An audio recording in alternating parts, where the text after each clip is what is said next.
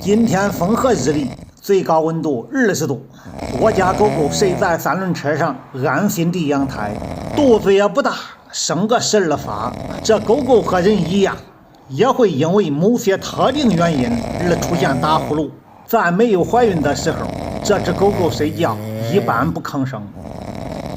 打呼噜也就是近期这一段时间开始打呼噜。一般的中大型犬打呼噜也是比较正常的，虽然说是正常现象，但是有时候可能是因为其他原因而导致狗狗出现打呼噜的情况。狗狗打呼噜一般情况下都是由于气道堵塞所引起的，所以说养狗的朋友不用担心。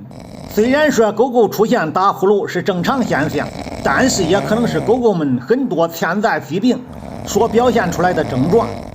如果你发现你家的狗狗在某一天突然开始打呼噜，或者你不确定狗狗为什么会打呼噜的时候，最好带它去兽医站检查一下，